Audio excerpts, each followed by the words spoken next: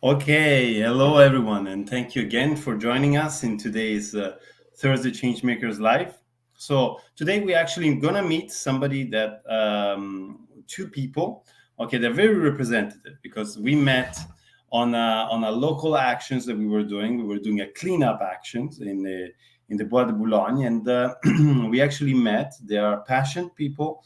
They are the future generation of makers they will introduce themselves. So I'm going to welcome Jitin. Hello, Jitin. Hello, Gianni. And I'm going to also add in Alejandro.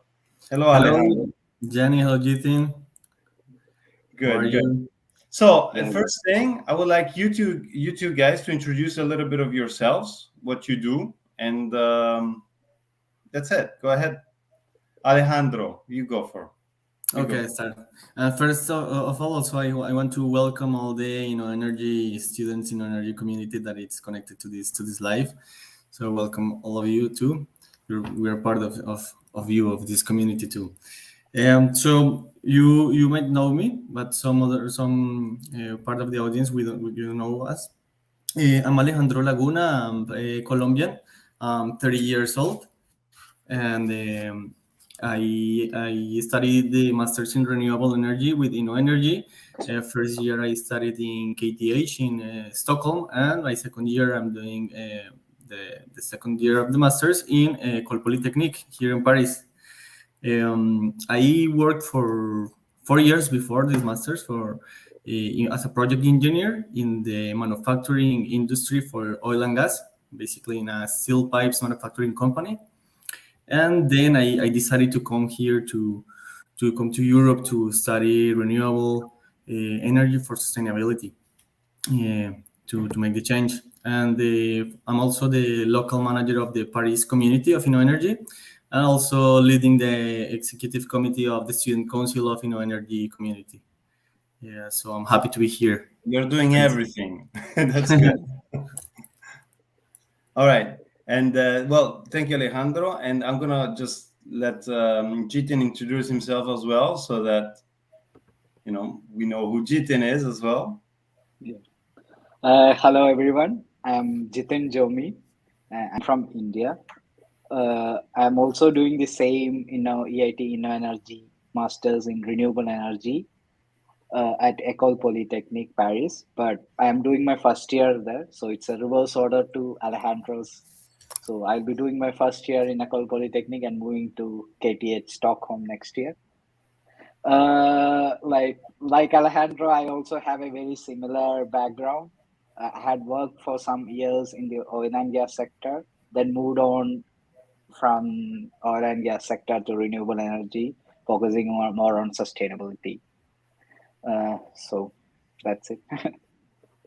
And also I can add, I'm also part of the No Energy Paris community. I'm the HR manager, and I also have two other initiatives. One is a green hydrogen related startup called NaturAward, and also I work on a social venture with my friends called Social Grids, which focus on energy communities and decarbonizing Greek islands. Okay, this is actually very good because we have two people here from different backgrounds, different parts of the world, actually coming to work for the future of energy, right? The future of renewable energies, which is a very important path. I think this is the change making that we're looking for. So, for example, Alejandro, what made you choose this path other than just continuing on usual oil or whatever? Cool. Yes, but honestly, I liked my job of project engineer. I like the challenges, I like the learnings, my professional development, but I felt something was missing. Like I was just working and learning and developing, but at the same the baseline, the bottom line was working for the same, working for the status quo, working for an industry that is very useful in the world, but is set to phase out in the next year, or just reduce, reduce a lot the production.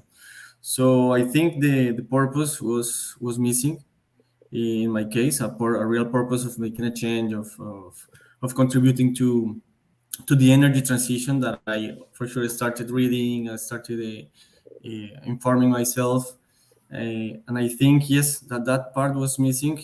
So regardless of the professional development or the experience and the seniority I have gained in the company, I just decided that I wanted to contribute to the change, to the transition. So I just decided to quit and come here to Europe. That was basically the Okay, well, reason. so it was a choice for a possible future, different future than current, right? It's a Yes. statement you made in a sort of way. Okay, how about you, Jitin? What made you choose this path? Yes. For me, I can summarize in one word: positive impact. For me, I was working in a field. Okay, there was enough money, position, and everything was there if I had stayed there. But there was a lack of positive impact that I could create in that field. So it's very interesting that renewable energy is a field which has a positive impact inbuilt with it. Even if you don't want it, you have to accept it. Yes, absolutely. So that's why I decided to move here. And also, it was based on a personal interest. And as you have seen, the climate change is affecting different places around the world. The weather is changing. Even in Paris now, we have a huge heat wave much earlier than expected. And also, in my hometown in Kerala, in India, we also are experiencing like frequent weather changes and all. So this also motivated me to work in this field. And the opportunity of energy transition is really great because you have a lot of projects that are going on, a lot of areas where you can really create something and create real impact. Correct, correct. Well, the energy transition is a key is one of the key industrial revolutions that we're facing because we are facing a climate change that is unprecedented, at least in our experience as human beings on this planet. So we have to act, and we have to act quickly. So thank you for this action, actually, that what you're doing, because you're going to be part of the change makers of tomorrow. So, just to talk a little bit about what is Gaia, why are we connected in this same sphere, in the same action? Is Gaia First is an NGO, so it's a no-profit association, and we are actually focusing on reestablishing the correct relationship with the environment. How do we do this? Well, we tackle it. We have, first of all, some awareness making actions, but we also have a real large scale environmental impact, and this is done through the setting up of boats, of ships equipped with a system that can collect and convert into green energy the plastic waste that we found in the ocean. And this actually has a multiple side effect. On one side, we're actually developing zero carbon fuels to fuel the whole operation. On another side, we are rewilding the oceans, because those areas are actually killing the biodiversity. They're actually suppressing the health of the oceans. They are actually killing fish. We're talking about areas called garbage patches. There are 5 of them, and they're as big as continents, floating continents of garbage, of trash. Essentially, the ones that are in the middle of the oceans, essentially, they are fishing gears, about 46% of them. So what happens is, there's a massive hectocomb of animals. We have phytoplankton, which is reduced, hindered. So phytoplankton is responsible for actually carbon dioxide absorption and oxygen production. So what we're seeing is that we have a reduced force of the oceans into absorbing the carbon dioxide, as well as mitigating the climate changes, because, as you know, 2/3 of the planet is oceans, and the climate pass through there, including the temperature. So if we had a healthy ocean, clear surface, the ocean can absorb more directly the heat, the excess heat, and thermoregulate, and therefore also control climate. So anyway, we have a large array of scopes, and what unites us actually is this, that we are developing this waste to energy conversions into green energy. And this is actually changing a problem into a solution, um, into a value, because what we are doing is we're changing a massive problem, garbage, into fuel, so which we will be using to alimент the whole process. So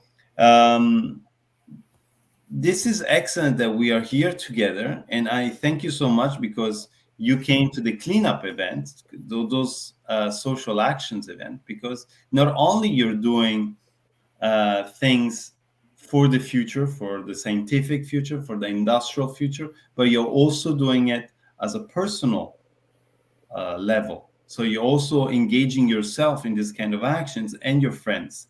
Which what would you like to say to the people that are actually doing the same thing as you, following this career, or maybe they want to make a change? What would you say to them? Yeah, I think it's very important to do a job with your work. I mean, an impact, a positive impact in doing your work, but it's also to assume responsibility in your personal life and how you can contribute to sustainability. So there's this debate of until which point you could be um, having good actions to contribute to sustainability, maybe recycling at home or consuming less water. So it's very important, I think, we're studying, but this is kind of a passive way to contribute. Then we're gonna work. That's more active, but also there's a part that it's when we are at our home, or which kind of transport we use, or doing cleanups. So I think it's really important. That has to be complementary in your work and also in your personal life to achieve sustainability. Absolutely. Jitin, what would you say to, do you have brothers or sisters? Yes, I have a sister, younger sister. A younger sister. What would you tell? Let's say one day she comes to you and says, Jitin, my bigger brother, she looks at you with admiration, I guess, and with maybe hopefully for guidance as well. What would you say if she comes to you and says, I'm very concerned about the situation, how the situation is going, and I would like to make a change. How? What I would you would say? say, I would say, one of the greatest thing that lacking for tackling a very complex problem like climate change or biodiversity loss is that collective action, one thing, and the other one is implementation of all the projects at a very ground level. So even small action from each and every individual in the planet will add up and really create a very big impact on the sustainability aspect of the planet. So I can say to her that even if it's very small, contribute from the her side, and that will encourage other people to participate also. Finally, the impact that you have started and created over a long time will be really large and really valuable. All right. Okay. Alejandro, what would you say to your sister? Do you have brothers and sisters? Yeah, I have a brother and a sister, older than me. But Older. Okay. yeah. So, do they do the kind of lifestyle? I mean, the path that you have chosen, or do they do something more regular, more classic? Let's say. Yeah, well, my brother is not very classic, but it's like he's a pilot. All right. Okay. He's a pilot, and my sister is a psychologist in human resources. So it's kind of a classic, not a sustainability path. What would I tell them? I always try to transmit everything I learn. It's even something that I enjoy a lot to transfer and to teach. Um, and I always tell them that like with every action that we do at home, like it has an impact on the whole functioning of the system. Um, so I try to share with them the knowledge, but I cannot say it's easy to influence because everybody is like, yeah, I'm not gonna say it's easy to influence and to break that inertia of the people's lives. Um, so I think it's step by step to creating and watering the seeds. Each Mhm. time I will share with them what's the impact of their actions, what's happening, climate change is happening, overconsumption is the best idea. I'm not saying they consume a lot, but there are some kind of life decisions. Um, so yeah, not very straightforward my answer, but I would say share with them my knowledge, like to be aware of what everything that you do at home. It has an impact. Yeah. Okay, that's important. No matter how big or how small, as Chitin said, uh, make something and start somewhere, and it will have an effect. People will follow, right? Well, this is what we are trying to do as well. That's why the whole idea of doing social awareness actions and pushing forward. Obviously, when you are changing something, when you're changing a society, when you are changing the way things have been working, it's not easy. You have many doors that will be closed, many problems that would arise from nowhere, and that might stress out. But um, my suggestion would be keep on going, believe in it, because if you believe in it, it's the only way that things will happen. It doesn't matter, it might take a little bit longer than you expect or even faster, but things will arrive if you strongly believe in it. So all the people, actually all your colleagues that are following right now, or will be watching this video later, um, I think you're doing a great action. Market is opening up to alternative sources of energy and different approaches to markets, but be always experimenting, try always new ways, and don't stick to what the community says, not even what your teachers say, because teachers have got a very scientific, not limited, but industry and science nowadays is very linked together. So if it goes out of profit, it's not defined as science. But I'm talking about certain ways of actually making energy. But um, be daring and believe in it, because you guys are changing the environment, they are changing the society. This is why it's so important that people like you come up and say, look, I'm doing it, I'm following this career, I've changed everything. Alejandro, you were doing an amazing career, I've stopped it, I've gone back to studying, I want to do alternative energies, I want to, um, renewable energies. I want to get into there because that's what I believe is the future. This is exactly what we want to know. This is exactly what the message we're telling everybody.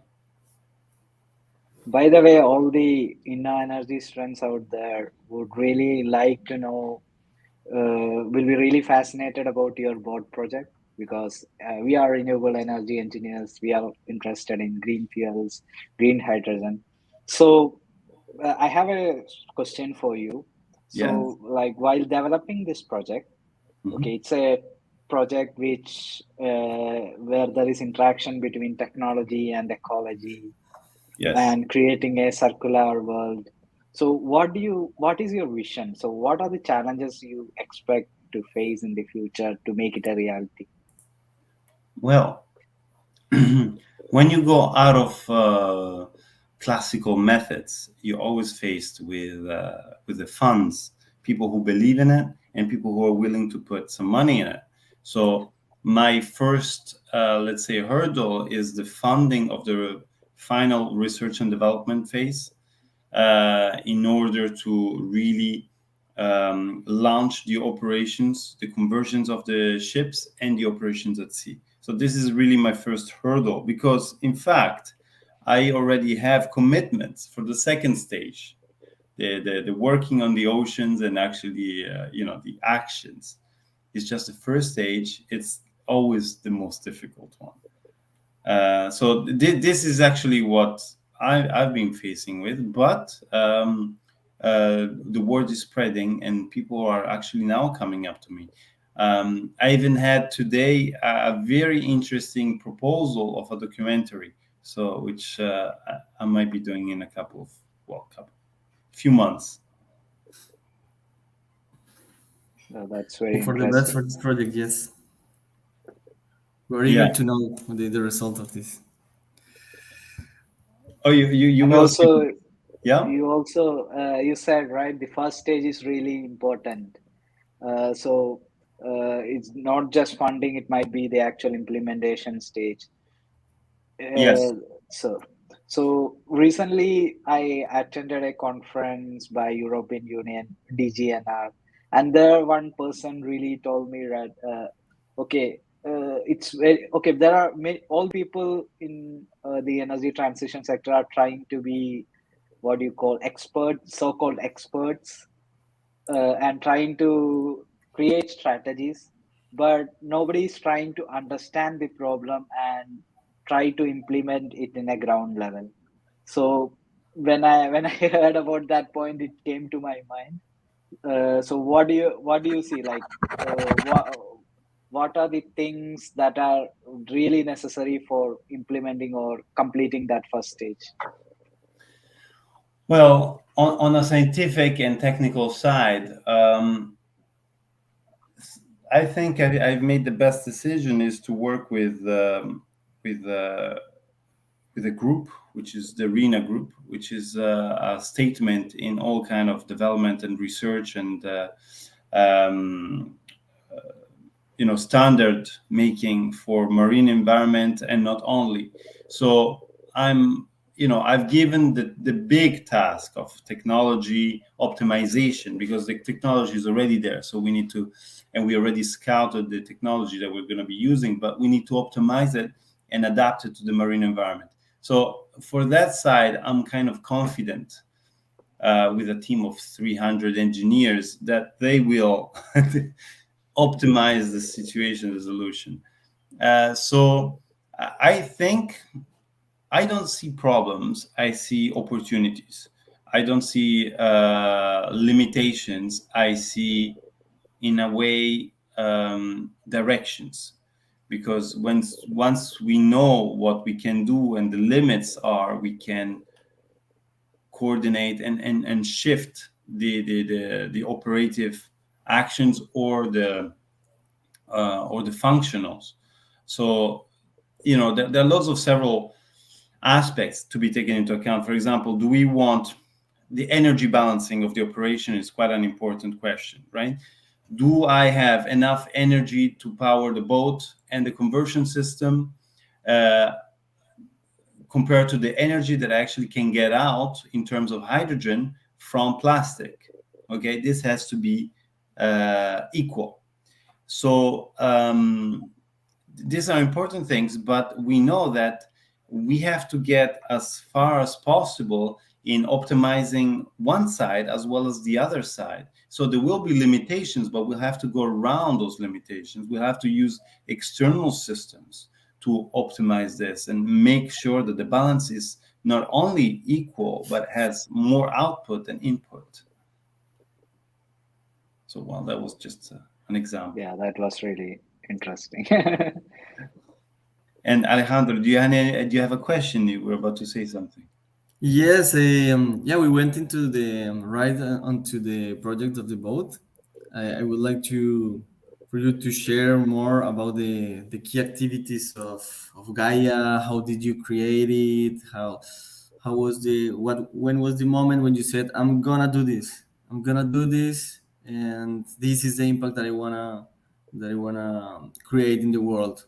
Tell us a little bit about the purpose, the why. How was it? Well, it's true. I've always been pro environment, okay, and I've always done. I'm an entrepreneur, as you say it in France. I make. I've been the business director for many years. I've made my own businesses. I've helped other businesses grow and develop. And I always, since my passion was in nature and the scientific behind it, that what we could use and adapt, I always try to find solutions to implement in existing businesses, to make them maybe use different products or different adaptations of approaches, so that we could solve many issues at the same time and not just focus one problem, one solution, which I always think is very limited, and you always get loads of other problems afterwards. So, but it came to me after really the I've always been thinking how to do something for the environment, but it was really after the COVID situation that I said, okay, something has to be done. I've had problems with my businesses, so I said, okay, let's just stop doing what I've been doing, which was business just for business, okay, business just to get money, and let's do something that actually makes sense, not just for me, but for a bigger spectrum. Okay, so this is when I started concentrating, and I started saying to myself, if I want to see the changes that I want to see on the environment, which it really upset me, I have to be the one making those changes. And that's when I started doing Gaia first. So I started setting it up. Although the idea was already there, because I met in 2016, I had the opportunity to talk to some ex-NASA engineers that they were developing this kind of system for space missions.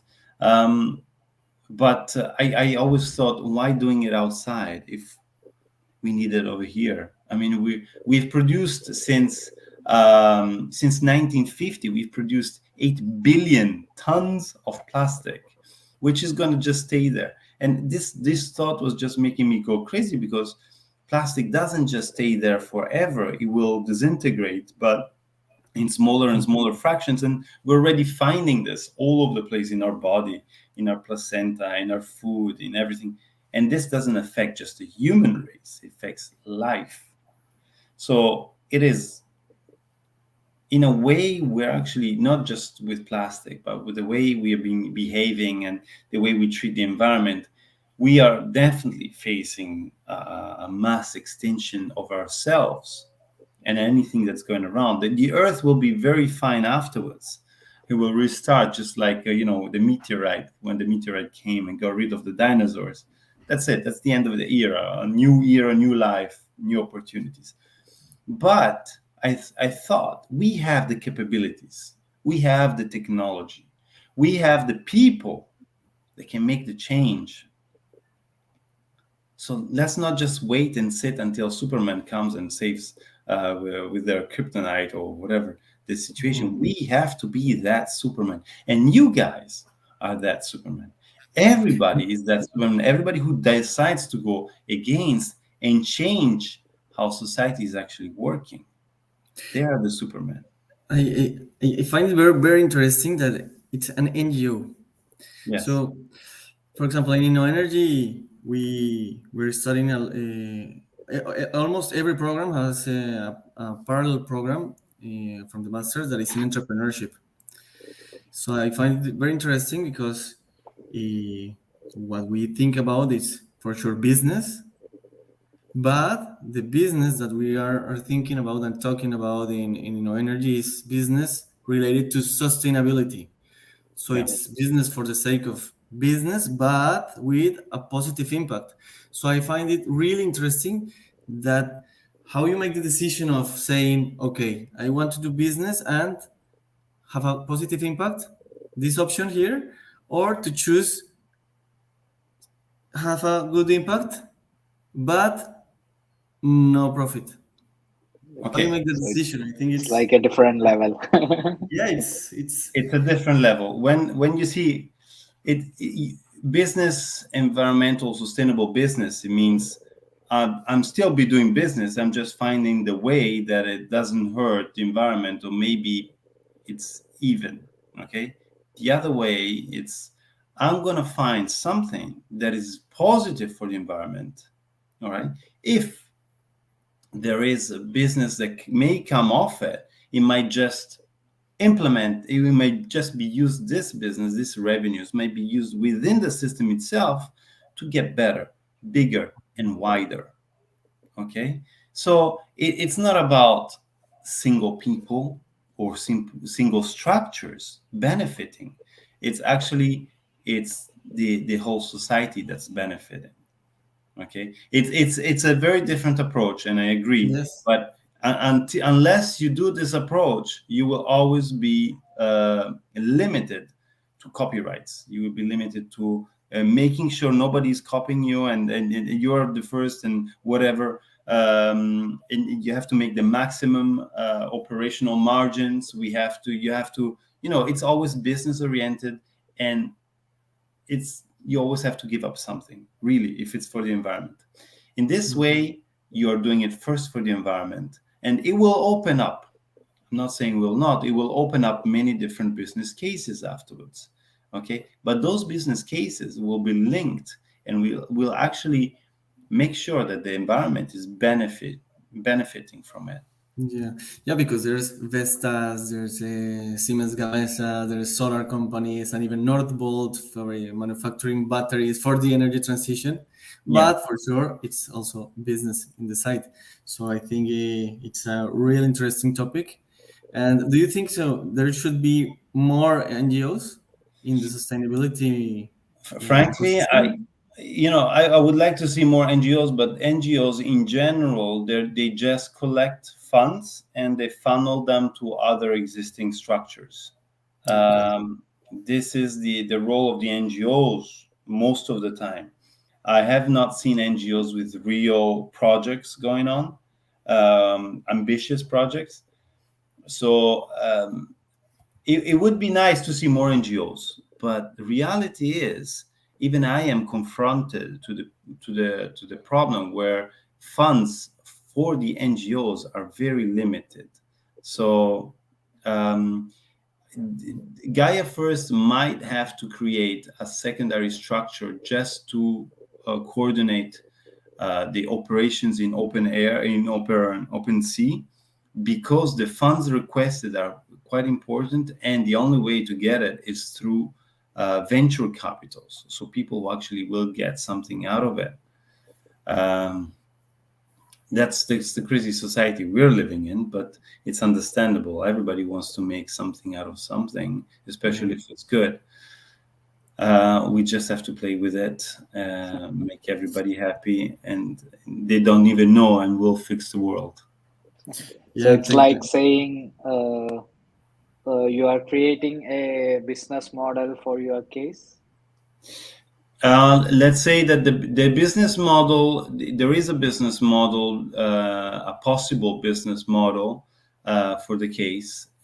We just have to make it in a way that is attractive for investors, so that the money actually comes in and allows us to go ahead and do the actions that we are planning to do. Yeah. That's interesting. Making yeah, it. very So it's interesting, kind of and different. yeah, and it's impressive. Like, congratulations for having the guts to do it. No. Yeah, you need guts. You need guts, and you need. It's hard to start if you are just by yourself, because you have to depend on your finances first. So yeah, it's not something easy that everybody can do. But this should not stop everybody to try, or at least to join. I mean, they can join us.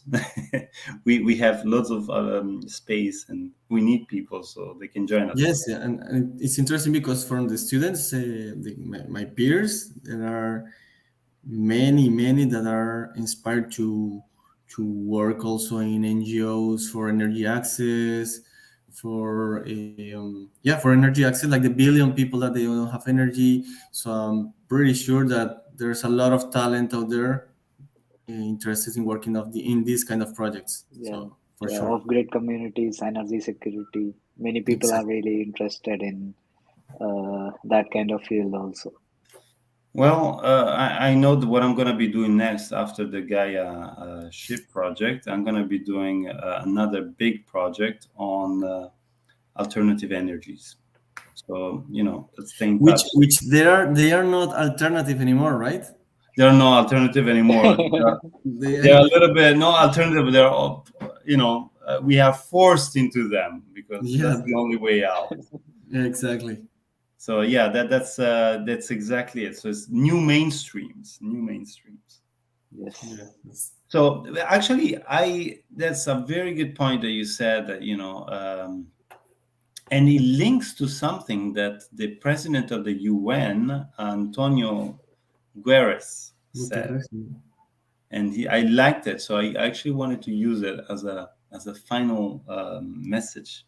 I'm just gonna say it now, just before the questions. If we have any questions from the people, I haven't seen many comments coming up. Maybe I'm not linked, but anyway, I'm gonna say this, which is very important. Okay, and everybody should listen well because I think it's straight to the point. He said, very short, don't work for climate wreckers. Mhm. Use your talents to drive us towards a renewable future. It's short, but it gives exactly that. And you see, lately, yeah, I've seen people from the HAC, I've seen people from the biggest universities actually standing up and saying, I'm not going to work for these guys. I'm going to work for somebody who I believe in. I'm going to work for something, in something that I believe in, because they are wrecking our planet. They are wrecking our planet. In a way, it's true, but also it's true that we are, as consumers, have been wrecking our planet. So let's, okay, give credits and faults to the people, but let's also take credits and faults, each one of us. But if you if you can make a change, that's when you can make it. You must do it. Yes, yes. That's a great point. And you were gonna say something, Gideon? Yeah, it has been that message has been really viral everywhere. I could see that post reposted everywhere in LinkedIn, Yeah. and it was really inspiring also.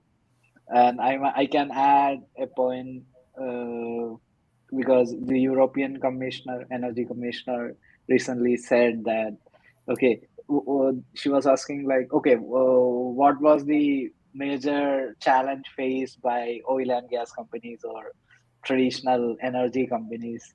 So generally, people say, okay, they have to transition, they have to move on to new technologies, like they have to work with solar, wind, etc. But she was saying that it's not the biggest problem. Nobody is willing to work for them. It's Exactly. already there. Nobody is willing It's to work already for there. them. It's a change in society. So people are moving away, which is good. Yes, they are really struggling to find some people, real talents to work for their company moving forward. Guys, you are the future talents. So keep it up, okay? And if you do work for environmental wreckers, work for them to change their way. Exactly. That's the point. Yes, yes. Yes.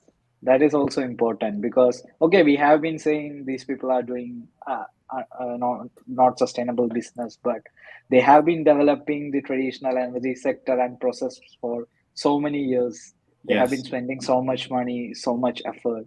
So at that point, that was the need of the hour. But now everything has changed.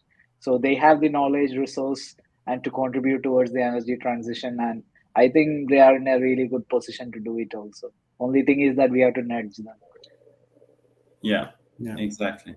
Well, I'm open. I'm blaming anybody, any company for being terrible, because most of the time it's just a system you're in that actually makes you keep on making mistakes one after the other. And sometimes it's not really up to them, but it's the demands on them. Yes. But I think everybody has an opportunity to change, and this is important. Yeah, and I Understand? even had a debate in LinkedIn about this Yeah. speech of Guterres. Yeah, like because what you were saying, if we work for the climate reckless, it's because we want to change them. And so I think we have to work for them, like not Yes. only for them, but for all the parts that are willing to make a change. So that I think that has to be interpreted in the right way Yes. to make a change. Yeah, Yeah, it should not be one dimensional. You have to yeah, consider exactly. their point of view also. Correct. Correct. Well, guys, energy is the future of economy. So make sure you're not just doing it for a limited time. Okay. This is Make sure that until you're doing retirement. changes that will last. Yes, that's the idea. That's the purpose. All right. Okay. Well, we had a nice 14 minutes chat, which was good, which was more or less what I was thinking of. Do you have any questions you would like to go? That's the plan. Thank you, Sakina. So we have a little message from Sakina. So, Yes. do you have any questions, maybe from the people watching or from YouTube, that you would like to go over? Can be on, I don't know, the importance of hydrogen in the future. What do you think about the importance of hydrogen? This I wanted to ask you, but I didn't. What do you think the hydrogen is as a fuel reference for the future? Do you Jitin, think you go? Okay. go on, Jitin. I think hydrogen is a very pretty important, really important energy vector going into the future because I'm not saying it's the golden fuel which can be used everywhere, but it's the only technology that can be used in hard to abate sectors for decarbonizing hard to abate sectors, and that has to be really strategically used. So it has got a lot of potential. Yeah, I know that financially we have not reached that stage, but with more demand and with that cycle, the what do you call it? Economies of scale, the prices will come down. Green Absolutely. hydrogen will be like, okay, now Yes. natural gas, and it can really help in decarbonizing sectors like steel industry, trucking, and also many other mainly alternative fuels in aviation, shipping. It's really important in that sector. Yeah, absolutely. Those are the two very polluting and heavily looked on. Yeah, and I think we come back to the working or not working for the climate reckless. So that it's because that point sticks a lot with what is energy transition. So it's a transition. We need a change. We need this to change to cleaner energy, and we are looking for this change, working in from inside, and also we are pushing from, for example, the emissions trading system. No, so we are pushing polluting companies to change to decarbonize their industries, but at the same time, uh, we need them to do it now. But at the same time, there are some bottlenecks that depends on the technology readiness level. So when you ask about hydrogen, hydrogen is the one of the most important tools and technologies that will help decarbonize steel. Yes. So in what sense we can judge and say, hey, these guys, these companies, these sectors, why are not they decarbonizing? It's because the leadership is failing, or it's because certain technology is not well developed enough. So that's part of the debate. So in terms of hydrogen, as Jitin was mentioning, it's key for decarbonizing hard to abate sectors like steel and also transport, and we need it now. But it's also to a good point to understand that we need to push companies and these hard to abate sectors to do the most they can with what they can do now with the resources and the technologies developed. And Absolutely. when the hydrogen is there, they have to use it too. but it's Yes. also one factor, the readiness level and the market, the price. It's also big part of the change. Of course, everything is controlled by the market and prices. So Exactly. And also, I want to add that, okay, when we are developing the green hydrogen sector, also we have to consider that their environmental impact also. It should not be like that we develop the green hydrogen sector and it becomes like lesser of the evil, but still polluting. So that should not be the case. We have to be careful how we develop the sector. exactly, that's another point, because the more um, some of the technical changes that have been done actually are using materials that are even harder to find, like rare elements, and Yeah. so we have a balance that doesn't really make sense. We're decarbonizing one side and then using a huge amount of rare elements that we have to dig and destroy environmental ecosystem. So that's a very good point. Mm. All Yeah. right.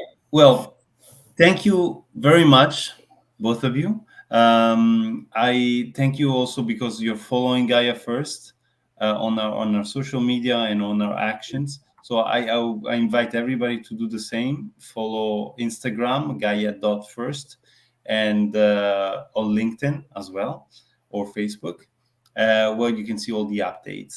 And don't hesitate to just sign up for a newsletter, and we'll send you all the news that are coming up.